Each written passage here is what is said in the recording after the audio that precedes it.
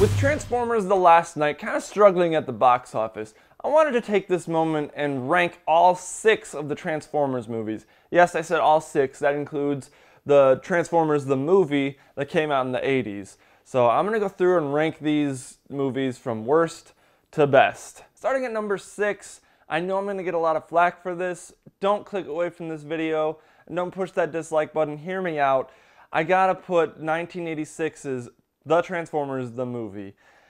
Starting with just the title, The Transformers the movie. That's weird.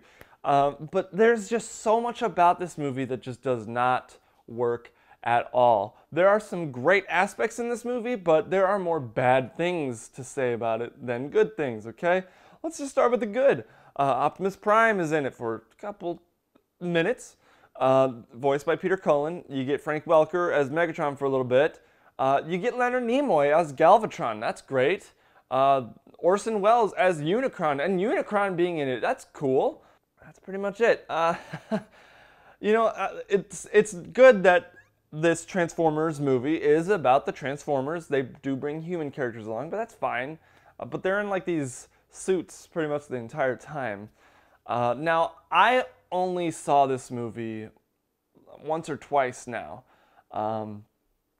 And the first time I saw it was right before Transformers Age of Extinction came out. So I didn't grow up with it. I don't have nostalgia wrapped around it. That's why it's at the bottom of my list, because it's really hard to get past the fact that it's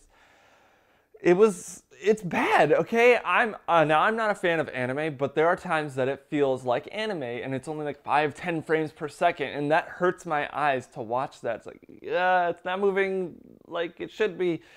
They should have drawn like 10 more images of that.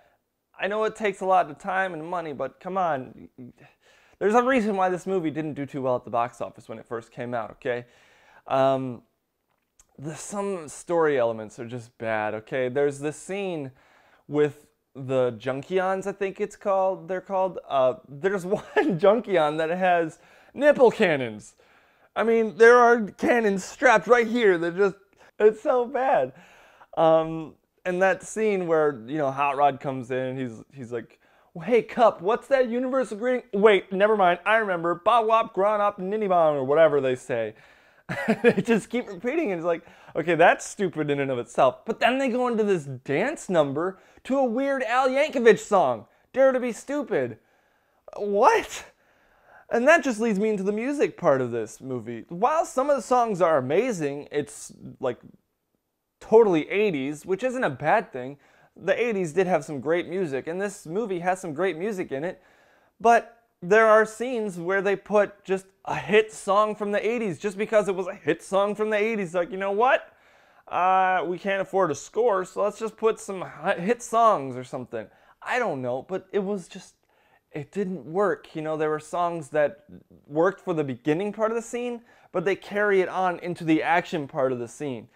And it's just bad. Like I don't remember what song it is, but it's the scene where Hot Rod and the kid, I don't even remember the kid's name, Spike, maybe it's Spike's son, Daniel, I think it is.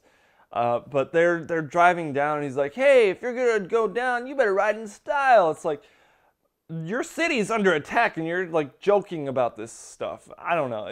It doesn't work. I don't know. Let's just move on. At number 5, it's the worst live-action Transformers movie we have. That is Transformers: Revenge of the Fallen. It's the sequel to arguably the best Transformers movie that we've ever had, and it goes from such a high to such a low. Transformers: Revenge of the Fallen was just a stain on the Transformers saga franchise. While it has some great elements in it, they kill off Optimus, so he's only in it for like a quarter of the movie. You know, the CGI is incredible, okay? But they also bring in characters that should not have been brought in, okay? There are too many human characters in this movie. just like the first one, there are too many human characters in this one. They bring in this roommate, Leo. He's super annoying. He did not need to be there at all. He adds nothing, absolutely nothing to the plot. Simmons, John Turturro's character, he's just annoying in this movie. We get like the grossest shot ever with him. It's awful. I mean, yeah. So it's bad. But like I said, the CGI is amazing. The action is incredible. I love how this movie starts out in Shanghai with that big Decepticon and that battle that ensues. You are introduced to some of the characters. You know, you're basically told, bring in Sideswipe. You're told about RC, but there's two more that are given names within like the pre-production standpoint, but not within the movie. The twins, they're introduced in that scene, but they're super annoying. Oh my goodness. They are the main reason why this movie is bad. The twins. John Leguizamo, I'm pretty sure voices one of them. I don't remember who voices the other one, but my goodness. I mean, why would they? I don't understand why they did that. And then they're like, in the third one, they decided to write them out. They just, they don't exist anymore. I would have been fine with them killing them off. You know, I think people would have applauded the movie for killing those characters off, but they decided not to. At number 4, it pains me to put this movie here because I wanted it to be so much better. Transformers: The Last Knight. I may be talking spoilers, just as a heads up, so. Now, I said in my review that it just barely edges out Age of Extinction, but the more I thought about it, it's really not that good. Yes, there are amazing aspects of this movie, but it's not enough to save it. The action is cool. The CGI is incredible still, but the editing of this movie, it's like you get these jump cuts within dialogue scenes that it's worse than a YouTube video that might be cut like this. It's really bad. It's so annoying. It gives me anxiety just to watch that movie. Just the dialogue scenes alone. And we only get Optimus, again, for like a quarter of the movie. If that, he's in it for maybe 10, 15 minutes most. And what we were promised in the trailers, like, oh, Optimus is going to be a big bad guy. He's gonna fight Bumblebee.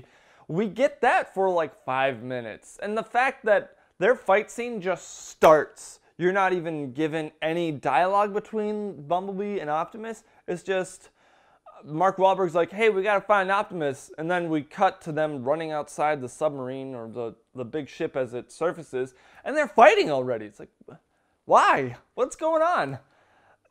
And oh my goodness, it's that scene where Bumblebee gets his voice back. It's like the Batman v Superman Martha scene. It's so bad. Optimus is like, oh, Bumblebee? Your voice? Martha, you're killing Martha. Why'd you say that name? Just, oh man. The good things about this movie, though, are the fact that we get more human interaction with the Transformers and we get more Decepticon interaction with each other.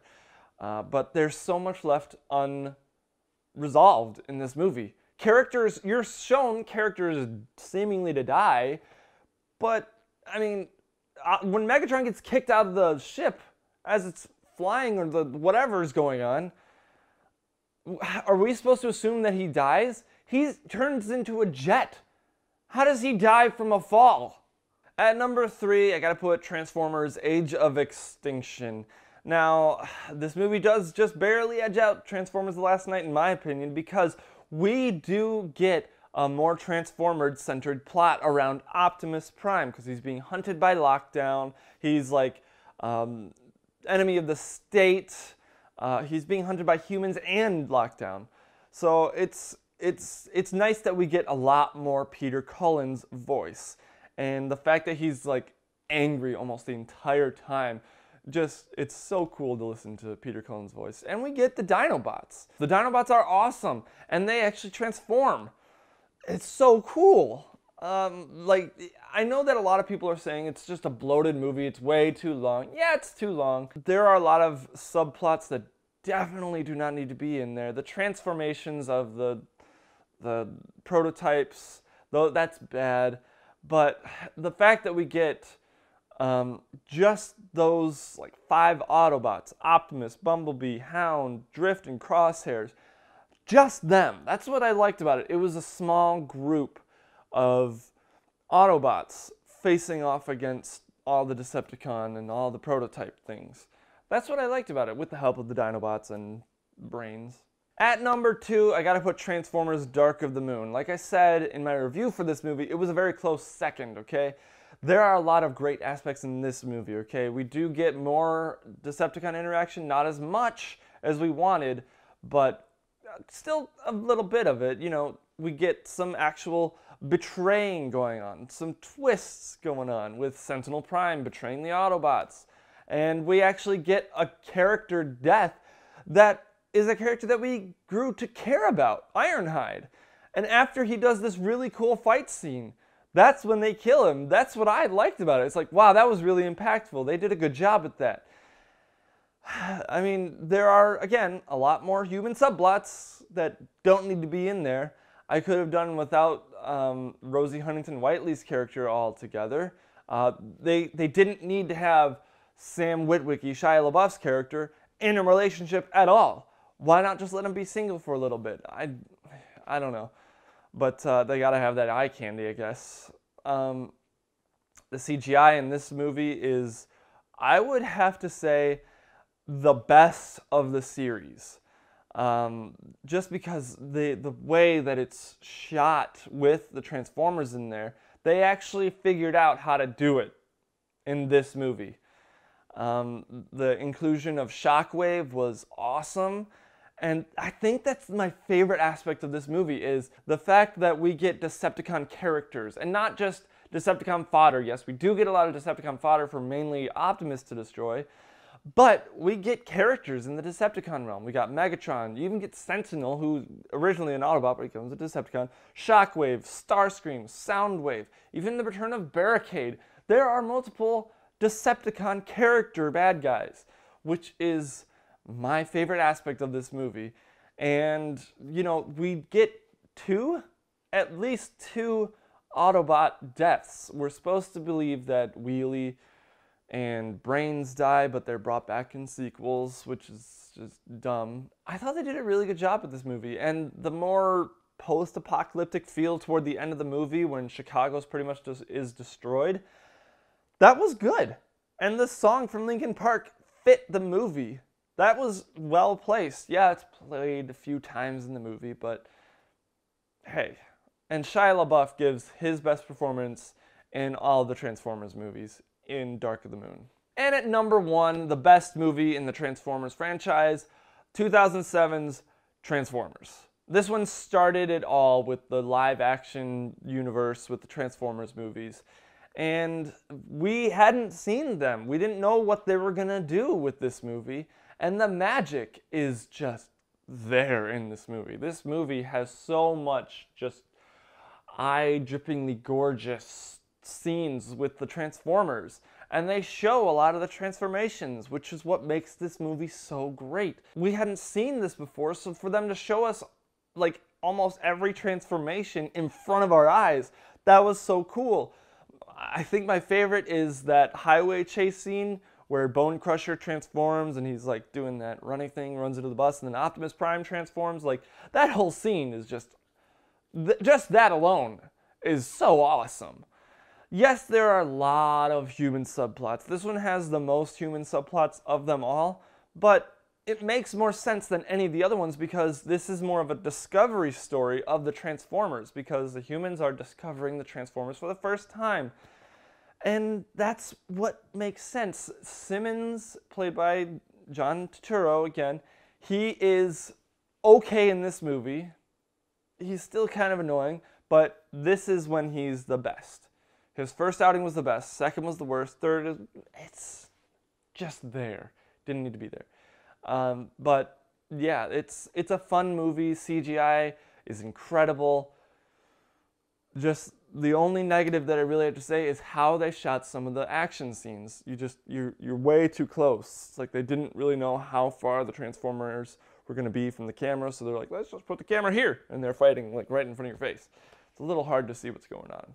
So that's my ranking for the Transformers movies. Again, that is the Transformers the movie, Revenge of the Fallen, The Last Knight, Age of Extinction, Dark of the Moon, and Transformers in that order. Let me know what you guys thought of my ranking. Do you agree? Do you disagree? How would you rank them? Especially the Transformers the movie, the animated one, and Transformers The Last Knight. I'm really curious as to where you guys put those two movies in your ranking.